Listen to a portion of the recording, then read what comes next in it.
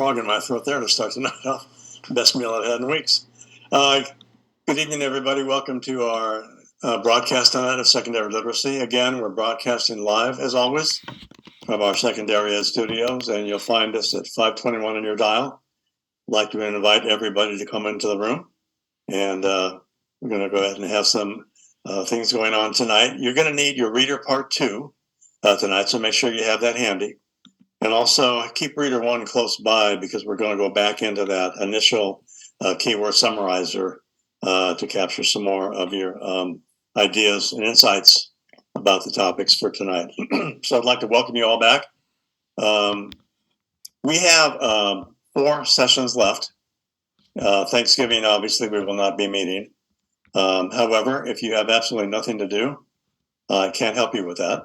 But in any event, we'll be having 4 sessions, so we'll get into the meat of the matter in a little bit.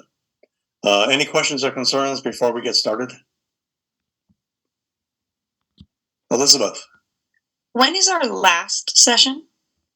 The last session will be, I don't have my calendar with me, but it's I think it's the 12th of December. Let me just check my calendar for a quick second. I'll be able to tell you. It's the Thursday before finals, so it looks like it's going to be December 8th. That'll be our last. That's our last class. We're good. I'm good. Thanks. Okay. So we're going to be winding things up. We have a lot of information to get through, but the way that I've parsed it out, I think we'll make it in time, so we should be good. So let me go ahead and jump into tonight's activity.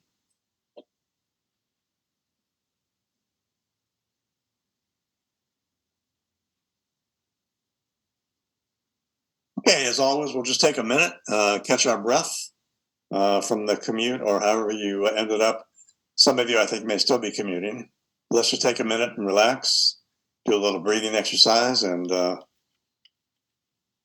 get the blood flowing to the brain, as we say.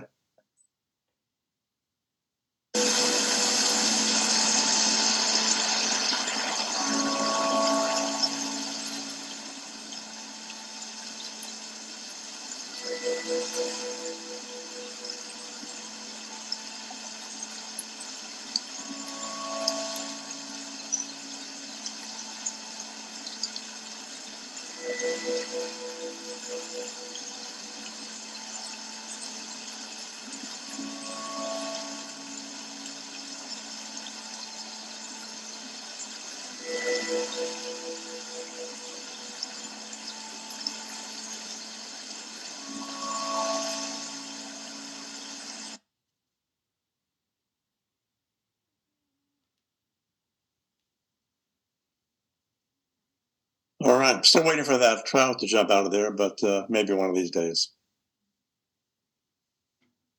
You know, as always, during the course of taking a class, things always come up, and plans don't always work out the way you expect them to, right? As in the case with this exercise here. So in order to offset some of the issues you may have, particularly if you get jammed up at the end of the semester, what I've given you on Canvas is this checklist, which will be the final checklist for all the assignments that we'll be doing for this class. I know some of you like to jump out and get a little bit ahead of it. I'll still be making assignments each week. As you know, we're finished with the quick writes. So now we have some IQs left to do. And again, I'll be assigning these over the next few weeks. But some of you who may want to get an early start are certainly welcome to drop them into your folder. And then you can pull it up as we get into that particular evening. We're going to try to have another IQ karaoke tonight. As you know, we're finished with the quick writes. So check your folders and make sure that they're complete and that everything is in there. Remember, you have to have every assignment in order to pass the class. So it's important that you make sure that your folders are accurate as we go from there. Now, last week, we talked about this idea of having kids react to to a prompt rather. What's it like to be in blank grade? Was anybody able to do this with any of your classes and bring in any letters?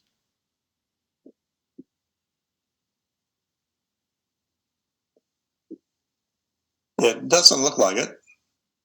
So, which is usually the case, not often, but usually the case. So I brought in some letters that were given to me by some other teachers. I thought you might be interested in seeing them. One says, blank this, I hate being here and I want to leave high school already. Well, that's pretty much to the point, isn't it? I feel kind of like meh in eighth grade. At the same time, I feel stressed out because if I don't get all my late homework done, then I may not graduate this June. Everyone's giving out homework after homework every day. It's hard to balance out all that I do. And maybe some of you feel the same way.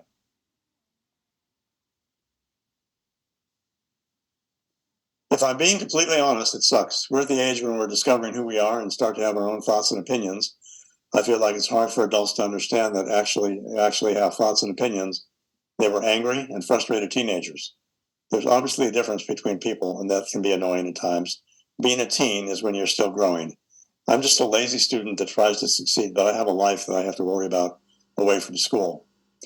Interesting kinds of responses. I always encourage people to do this. If you end up doing it before next week and you want to share some, feel free to do so.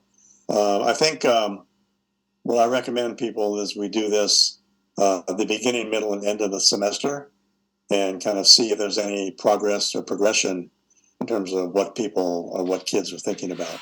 But they're interesting. And again, most of them are fairly unremarkable, but depending upon your class, you might find some that are fairly captivating. Okay, so right now in book 2, we're going to be uncorking the domains of interaction with fluency, schema, cognitive strategies. This makes up the rest of the semester. We've already talked a lot about motivation because it's such an overriding concern. And when you peel away the onion about motivation, you find there's a lot underneath that needs to be considered in terms of creating the conditions for motivation to arise on the part of our students. So when we talk about the notion of literacy over the past 35 years or so, we've learned an awful lot with the advent of not only education research, but psychological research and even medical research as well, in terms of what's going on with people in terms of their reading ability or sometimes their lack thereof. Of course, the kids have learned a few things too, haven't they? You know, so it's just sort of a good way to hide out, not have to tackle the problem.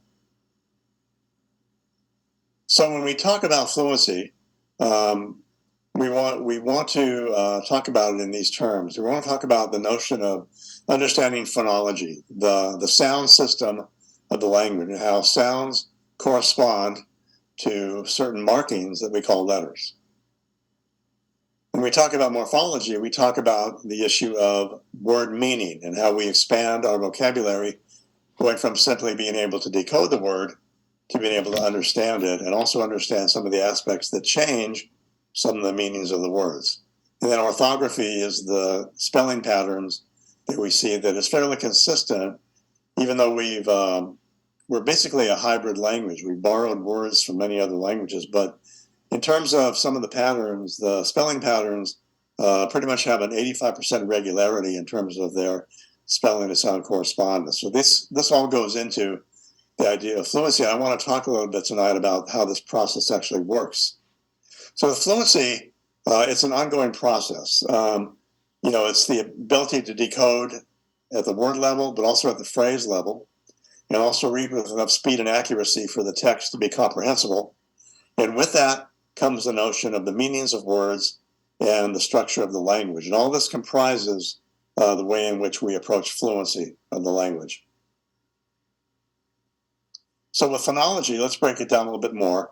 We talk about the sounds and the symbols and the phonemes. The phonemes are the smallest unit of sound, so it could be an individual letter, or it could be two letters that come together to make one sound. For instance, the word b, the letter B, which would be pronounced by the sound b on a sound chart, is one phoneme, but also the letters S and H come together in what we call a digraph to make the sh sound, which is also one sound. So again, these are phonemes that are the smallest unit of sound that come together to create a pattern that comprise a word. But for morphology, this is really about vocabulary and how the words work and how we change meanings depending upon some of the word letters and symbols that we attach to words. For example, in the sentence, they have character, that would mean that you're probably complimenting somebody about the fact that they have a high sense of morality and integrity, right? If we come up with a sentence, they have characters, that could mean that they have a collection of crazy people. So it's a totally different meaning, and it's all changed by this one letter. So the morpheme has a significant amount of weight in terms of what it does for carrying the content load or the concept load of the word. Now, one problem here, I have a little glitch I have to take care of. Sorry.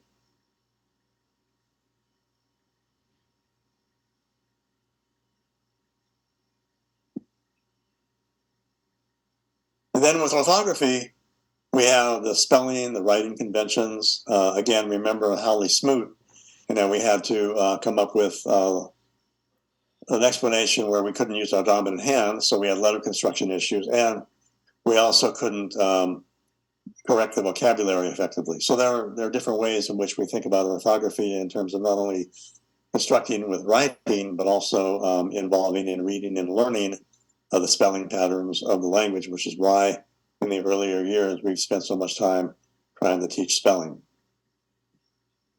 So in terms of the normal development of kids as they progress through the continuum, we have what we call the pre-reading or emergent literacy.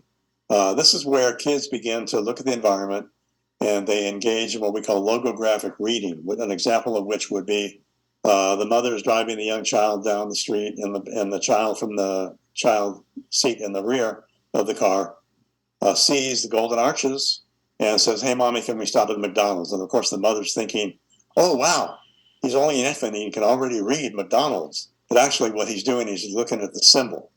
So when you look at the symbols, whether it's golden arches or stop sign or something like that, that contains meaning, they may pick up on that first before they actually pick up on the words. Fact of the matter is that as the caption says, the words Eddie, assembly is required. Then we have in our emergent literacy, in grades 1 and 2, they begin to adapt more to decoding, what we call cipher or alphabetic reading. And again, this is the orthographic phase where they're reading by not only recognize patterns, but also they're being able to see these patterns in other words, which we call analogizing to words. And we're going to do an exercise that talks about that in a minute. So in the decoding or this phase of it, after that we have confirmation of fluency. This is about the time kids get to 3rd and 4th grade, where now we're seeing kids increase their reading rate and they're increasing their automatic word recognition because they've had a lot of work with the different patterns of the words. We want them to be able to have automatic word recognition, referred to in the jargon of reading specialists as automaticity. Automatic word recognition, which we all have without even realizing it. And then in 4th grade, this is where we see the shift in purpose from learning to read to reading to learn in what some people call the 4th grade slump. And this is where we begin to see the kids who fall behind start to lag behind. This is the Matthew effect, as we refer to it. But here we begin to see an increase in vocabulary, not only in terms of the reading vocabulary, but also in terms of the oral language that they're hearing, because now they should be hearing more content language as well. And then also gaining information from text, which is, again, where the rubber meets the road. If they are unable to do this effectively, then we need to be careful about how we intervene for these students to bring them up to speed, and so they don't lag behind and become the casualty of the achievement gap or the Matthew effect. And then by the time they get to secondary school, they're reading more sophisticated material.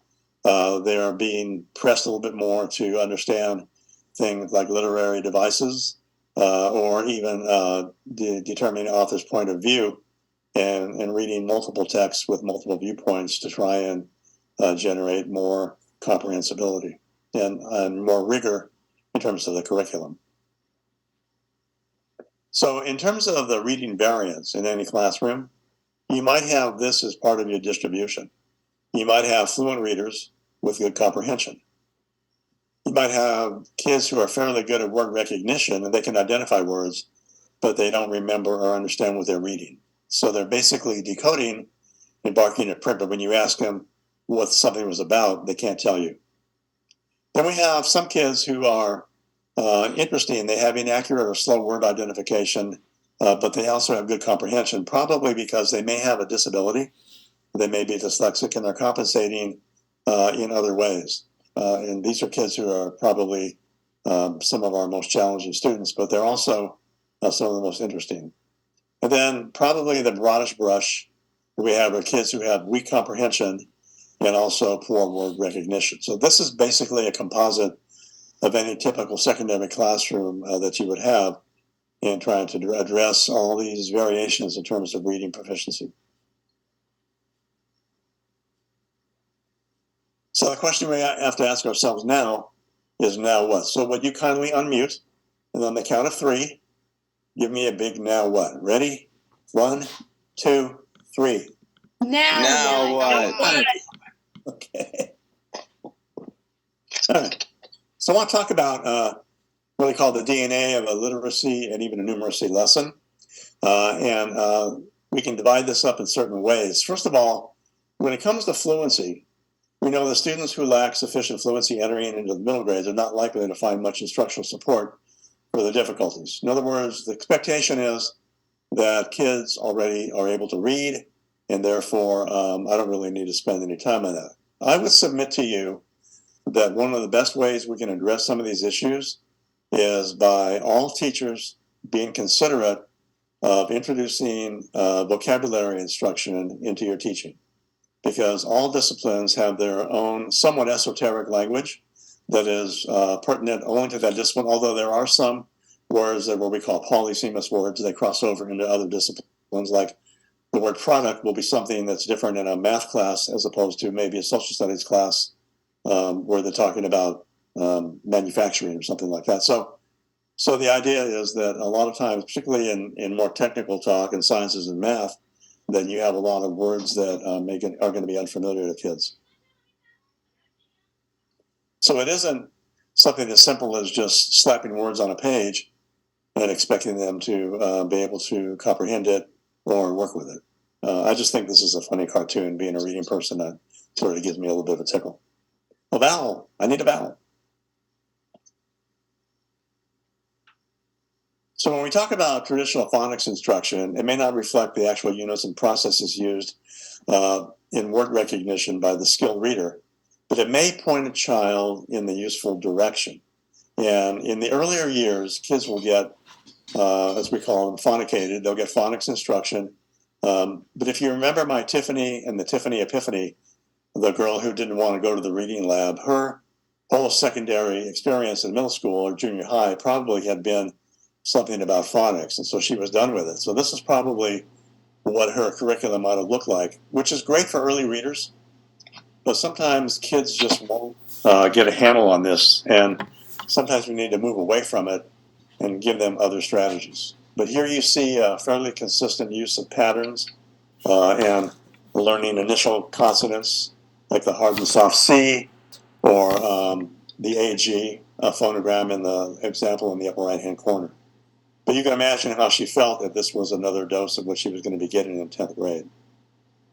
So again, you know, most of you probably couldn't recite a phonics rule to save your life, right? But again, the thing is, while we may have learned phonics rules in our earlier years and as students, we abandon them because we don't need them anymore. So it becomes one of those things off the spider web that we can afford to shed. I think that's an important point. But the process is kind of interesting when it comes to what we call word analysis. Word analysis or phonics involves teaching the alphabetic principle, learning that the graphic signals represent speech sounds, and they can be blended to form real words. When students are given access to the patterns, their word recognition becomes more automatic. And this is the early readers where we want them to begin to associate the spelling patterns with specific sounds. Eventually, though, these patterns are recognized instantaneously and words appear to be recognized holistically. So we no longer spend time decoding. Your brain basically does this automatically in milliseconds.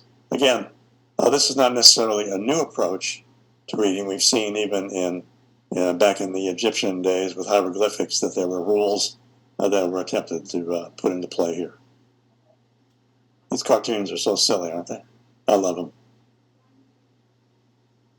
So let's take a look at page 3 in Reader Part 2.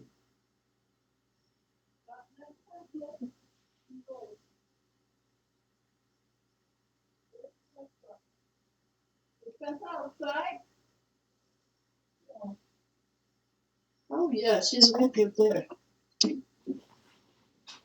Okay, so what you see here on the page is an article that deals with what we call phonograms. Again, we're on page 3 in Reader Part 2. The article written by Edward Fry, who's a well-known early reading guru, thought about one of the ways in which we can give kids assistance in terms of speeding up their decoding. So what he came up with was this idea of doing a little bit of research to talk about what we call phonograms. And phonograms are really nothing more than spelling patterns that appear with high frequency in a lot of words, particularly in content texts. So if you notice here on the left-hand side of the chart, the frequency is about 26% of the time. There's the phonogram AY, which is the second part of day, will appear with a fairly high frequency. Now, I need to share with you the idea about the difference between what we call an onset and what we call a rhyme. So these are linguistic terms, but an onset would be if I have the word day, then the onset is the first sound in the word, and this sound would be duh, which is represented by day. The AY phonogram, or A, as it's pronounced in the word day, is what we call a rhyme, R-I-M-E. And the purpose here in this activity is to look at phonograms that appear in what we call the rhyme position, meaning after the initial sound of the word. There's a game that we made up to work with older kids to try and get them to be more familiar with rhymes. The reason that why this is important is because while we see an AY in the rhyme position in a word, it may also appear in a word in a medial position or a middle position, as in the word daytime. So these rhymes operate in different positions in words, and by using the AY phonogram with instant recognition, they can analogize that pronunciation to unlock unfamiliar words. Okay, so I'd like you to grab a hold of a blank sheet of paper or a pen and pencil, and you can use the back of page 2 if you want to on your reader. We're going to do a little phonogram exercise. And if you turn to page 4, actually page 5, I've blown up the chart so you're able to copy this and give it to your students should you wish to. And this is just a little language development practice, okay? So we're going to take a look at the second phonogram, which is the ILL phonogram. And I'm going to let you brainstorm and write down for 30 seconds as many words as you can think of that have the ILL phonogram. Now, it could be that you'll see the ILL phonogram in the word will. Yeah, and Marshall, I got you. Just hang with us. Don't do this while you're driving. Thank you. So, but you can listen along as we do this. So, so in the ILL phonogram, you have a word like will. Well, you see the ILL phonogram in the final position in the word, or in this case, the rhyme. But you may also find this phonogram in a medial position in a word like willful or killing. Or you may find it in an initial position in a word like illegitimate or illegal. So I'm going to let you take about 30 seconds and just sort of brainstorm and write down as many words as you can and then we'll share some after we call time. Okay? All right, ready? Go ahead and go.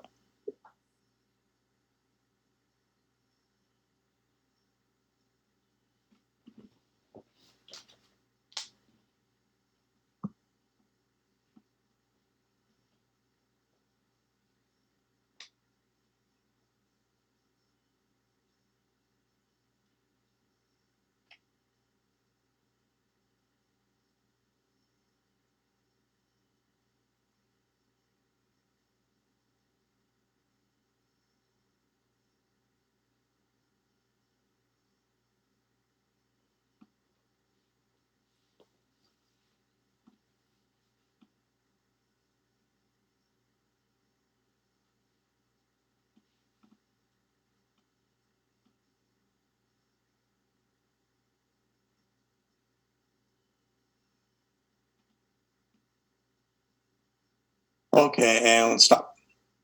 Okay. So what we do then is we put the kids together in pods, and they have them, and when we play the Boggle game, what we do is we put them in their pods again, or some other grouping, and we ask them to see if they can match any words on their list.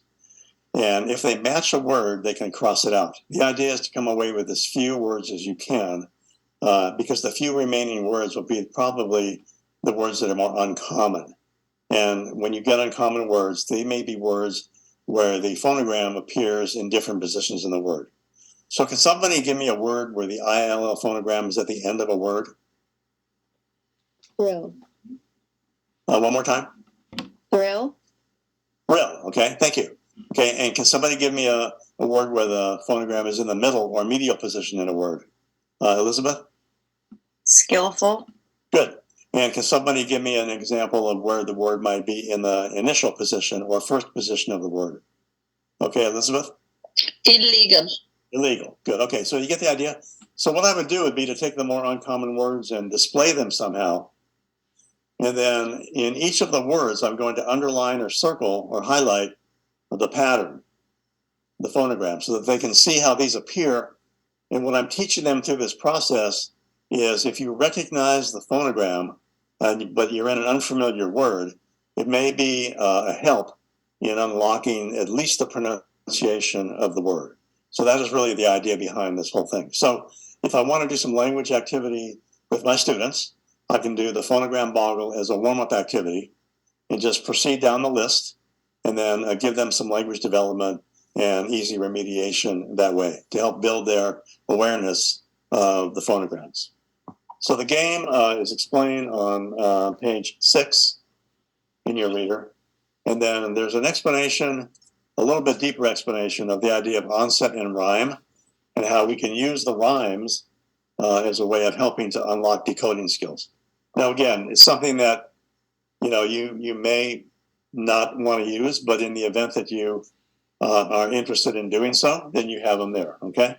So that's why we share it, because we know that these are great language development activities to do. They're very low stakes, and you can even include some active learning processes with it as well, okay? All right. And again, this is so much about necessarily needing to or understanding the rules per se. It's really about giving them the experience with the language that will help here. So in terms of getting into more of a technical understanding, this is the way the process works, and it's fairly automatic. We don't even realize this is going on. But when reading even a single word, the first milliseconds of the reading circuit are devoted to decoding the word's visual information, connecting it to all that we know about the word from its sounds to meanings to syntactic functions. So we're looking at a word, and if it's in a sentence, we're looking at the syntax and where the word appears in the sentence, but also we're looking at the configuration of the word, the letters and the patterns within the word. But the decoding part, if we have an automaticity, the brain says, okay, we don't need that, we're done with that, and it goes really quickly. It's the virtual automaticity of this first set of stages that allows us in the next milliseconds to go beyond the text. In the next precious milliseconds, it is in the next precious milliseconds that we enter a cognitive space where we can connect the decoded information to all that we know and feel. These are those spider webs. It's the latter cognitive space in which we are given the ability to think new thoughts of our own. And this is the generative core of reading. So when we think about decoding a word and taking into account the conceptual load, we begin to attach it to other aspects of the word and other attributes that have to do with the word. It's a very automatic but very fast process. If we get stuck on the first part, then we don't get to the second part. And that's the problem when we have delayed readers. And again, what happens with delayed readers is the first system gets overloaded, and so comprehension will not occur. Part of this, too, is a result of limited vocabulary. Because this guy has fairly limited vocabulary, he doesn't have a lot of choice here. And you were kind of put into this position when we did the Holly Smoot simulation as well. This is a story, a little sticker story they call it. It's close, but some of the font components are missing, which can affect the meaning. So go ahead and take a look. You get the idea.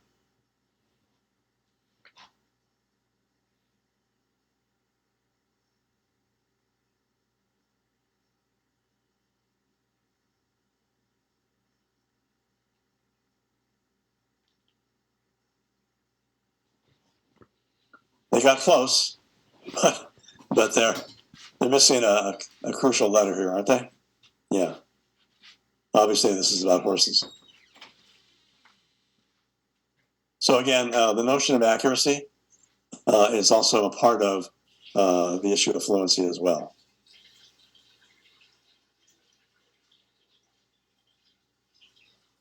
I like to tell the story that when I was teaching in junior high school, my first year, Martin Luther King had not become a holiday yet, but the school was celebrating his birthday, and what they wanted to do was have an assembly for parents. And they asked me to have some of my ninth grade reading kids read excerpts from the I Have a Dream speech. So I picked a few kids, and then the middle school band would play some sort of song as best they could. Wasn't very, very great, but they did as good as they could. And then my students would come up and read an excerpt from the speech. So I had this one little guy, Clarence, in his excerpt of the I Have a Dream speech, went something like this. And I foresee a day when all of God's children, black children and white children, Protestants, Catholics, Jews, and Gentiles will someday work together. And luckily, it kind of went over their heads, but, it was a bit of a shocker. So we had to, luckily, I don't know that anybody even really caught it, but it was one of those things where you got to go, oops. We see stuff like this all the time, don't we?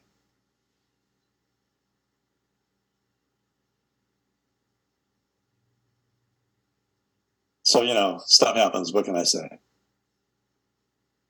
So we think about reading rate, and how kids become fluent. We can chart this out and see that about around first grade, and remember that kids are learning anywhere from 1,000 to 3,000 words a year, according to one of the articles we read. But at first grade, around one word per second would probably be normal, and then it approaches 2 words per second in second grade and so forth. By fourth grade, if we're doing a rating, kids would be reading 2 to 3 words per minute. And then in fifth grade, a little bit higher. In sixth or eighth grade, they're reading at a much higher rate of fluency. So again, the speed goes along with accuracy as well as comprehension. If the reading is too slow, then the brain, the short-term memory will erase the information coming in, and then it becomes nonsensical. So on page 2 of your reader, I've included an oral reading fluency scale, and this gives us a rubric to try and assess how well our students are engaging in oral reading. So the way that I used this was I would, while kids were doing independent work, I would take a few minutes and I would call up about 3 or 4 kids at a time, but individually, over the course of 5 minutes or so. And I would tell them to bring their textbook up, or whatever book it was that we were reading. And I would time them for about 1 minute and ask them to read to me. And I would tell them that I'd like you to read this to me. I just want to see how well you're handling the text. So they would read it. And then I would do some sort of assessment in terms of how well they were able to orally read the text. What I didn't have, and this would have been incredibly helpful, was a way to calibrate how well they were doing. So we can sort of get an idea of the effectiveness of this. If we look at a 4, a kid reads primarily in larger, meaningful phrase groups, so they have phrasal fluency, although some regressions, meaning that they back up a little bit and repeat, and they may deviate from the text, that doesn't appear to detract from the overall structure of the story or whatever it is that we're reading. Preservation of the author's syntax is consistent, and some or most of the story is read with expressive interpretation, and it's read at an appropriate rate. When we talk about expressive interpretation, this is referred to by the word prosody. In other words, the ability to capture the intonation, the inflection of the author.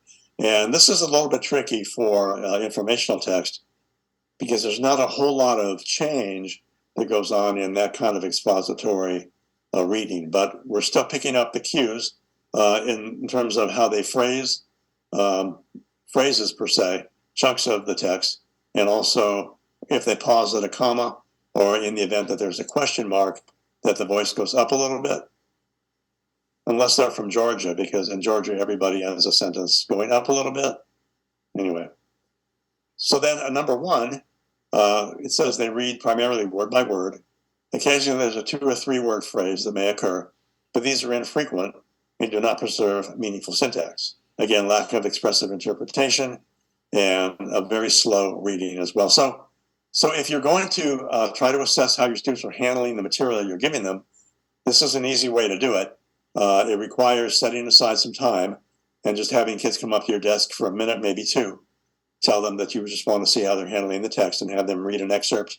Probably anywhere from a 200 to 300 word excerpt would probably be enough, or maybe even 3 or 4 paragraphs, which would probably be about that amount of text, to see if they're able to handle it efficiently.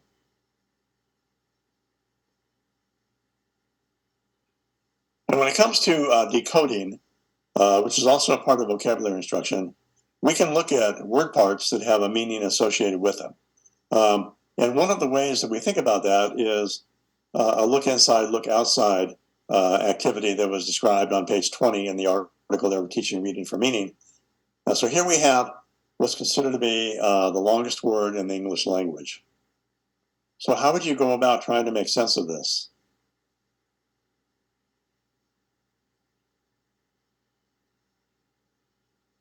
Well, one of the ways we do it is there are 2 ways to think about it. One is to give context, right? So because of his proximity to Mount St. Helens, he contracted pneumoma ultramicroscopic silicovolcaniconiosis, right? That'd be one way. But the other way is to think in terms of the different parts of the word and how we can break it up. So if you'll turn to page 18 in Reader Part 2, we're going to jump around a little bit.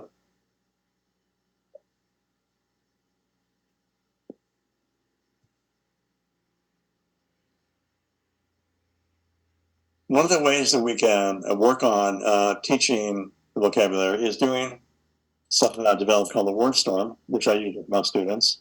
And there's an explanation of it on the left-hand side at the bottom of page 18. But the way it works is we want to pick out a certain word that we want to focus on. And so we're going to isolate the word, and we're going to write it, have everybody write it in the space there. And then we're going to, if you remember the TASER article, this is what it's from. We're going to create the sentence in which the word appears. So the TASER has become a weapon of controversy in police departments, and then we want to create some conversation around the word itself.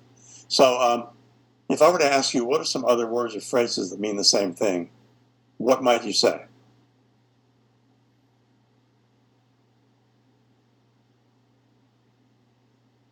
What are some words that we can associate with the idea of a controversy? It's one of those abstract words, but we can attach words to it to generate more circumspective meaning. So anybody care to share a word that you can come up with? Scandal. Good, scandal. Dilemma. One more time. Dilemma. Dilemma, good.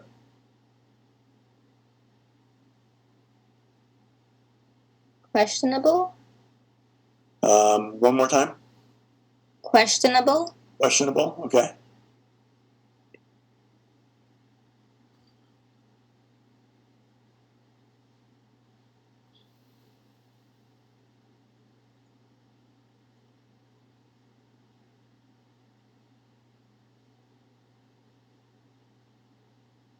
Could be a dispute, right?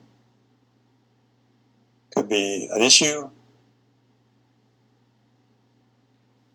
So we try to collect words and make those associations to go outside of the word. And then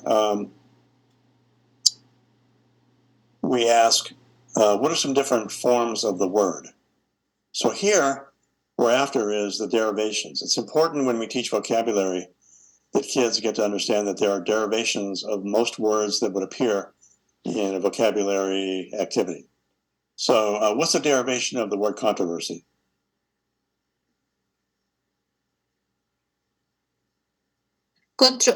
Controversial. Yeah, controversial. Okay. And that may be it. You know, there may only be one, but we want to try to give them as much of a variation as we can. Anybody think of another one, another derivation?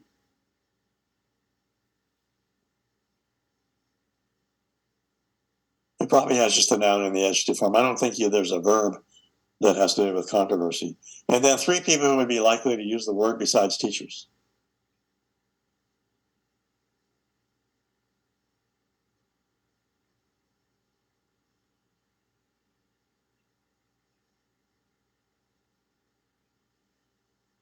Like a newscaster, maybe? Okay, sure, newscaster.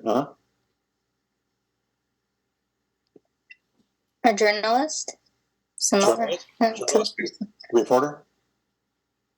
Is that what you mean? Yes. Okay.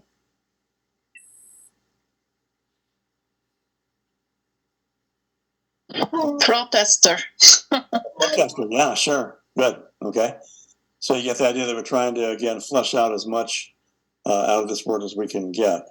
Other ways of saying the same thing.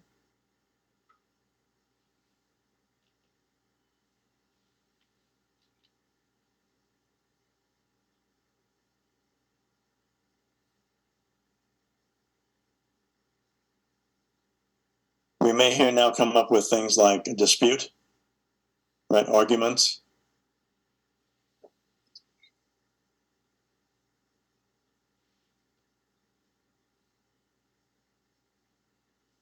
A disagreement.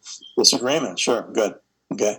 So again, we put as much into this as we can, and then we have them create a sentence, or we create a sentence together that displays the meaning of the word. Okay.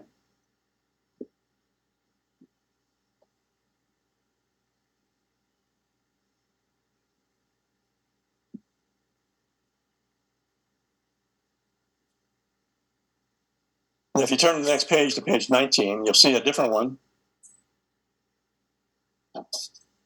Again, this facilitates more linguistic study. So we isolate the word, and then we create the sentence in which the word appears in the text. And then we want to look at more aspects of the word.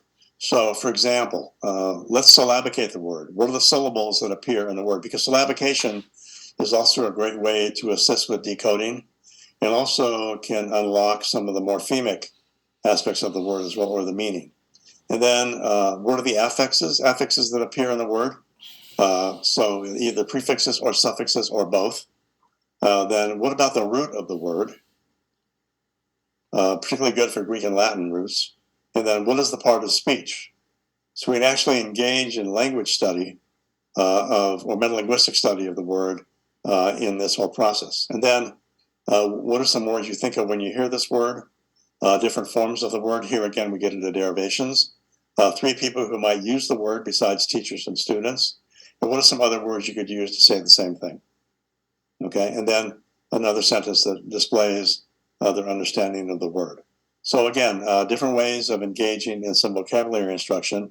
And using this as a template, this is what I would use for the kids so that they take notes on our language study. So when we're introducing vocabulary, and it could be at the beginning of a lesson, then this is where we could use and create our word storms as kids take notes. And it may be that we don't want to overload them with like 30 or 40 words, but certainly 5 or 6 at a time may be effective here. Those particular words that we know they're going to stumble over as they engage in the reading of the text. And another way that we can address this is to create a context. Now, in the article that some of you read, it talked about the idea that oftentimes texts don't have a lot of context for kids to use. And so when it comes to understanding words, particularly more tier 3 words, we may want to give them a way of unlocking the meaning. And as the quote here says, never use a big word when a diminutive will do, is very tongue-in-cheek, obviously. But let's take a look at some examples here. So in the first example here, we can include a sentence that has the definition of the word within it. So for example, uxorcide, which means to murder one's wife, is the ultimate form of marital abuse. So we give the meaning right in the sentence itself. Another one would be to include a description. And the word is described by the context in such a way that the reader can at least take a good guess of its meaning. For example, the vociferous chatter made me wish I had earplugs.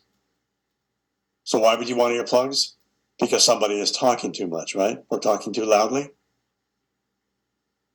And then contrast, the word is compared with some other words, concept often opposite.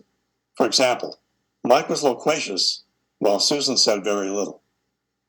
So Susan saying very little, it indicates in the signal word while that it's going to be the opposite. Okay, so those are ways that you can address vocabulary, particularly when it comes to unfamiliar words, and giving them enough context and able to make a stab at the definition. Now, if you would turn to page 14,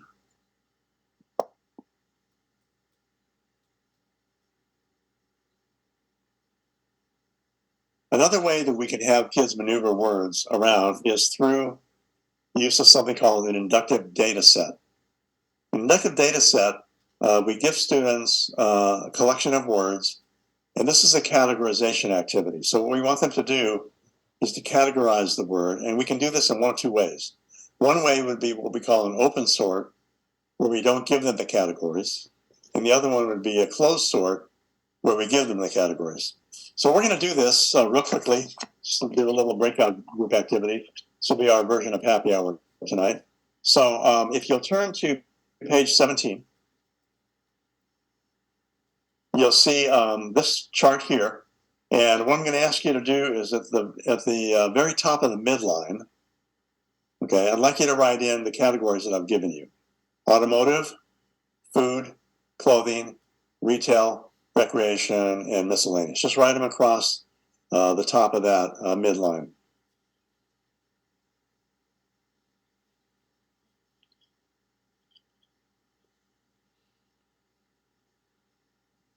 I'm sorry, you said 4. Oh, yes, I saw it. Thank you. Okay.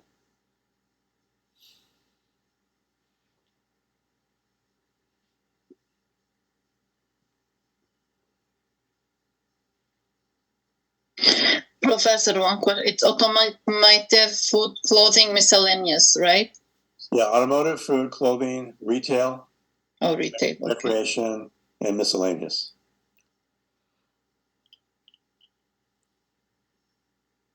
Okay, everybody got it? So what I'm going to do is to put you into a breakout group for a short period of time. And what I'm going to do is ask you to agree as to what item goes in which category. And there may be some gray areas here. Also, there may be a category or two that you don't know. I mean, a word or two that you don't know. So that wouldn't go into your miscellaneous category. Okay? So I'll give you a few minutes. And then let me just get my rooms here together.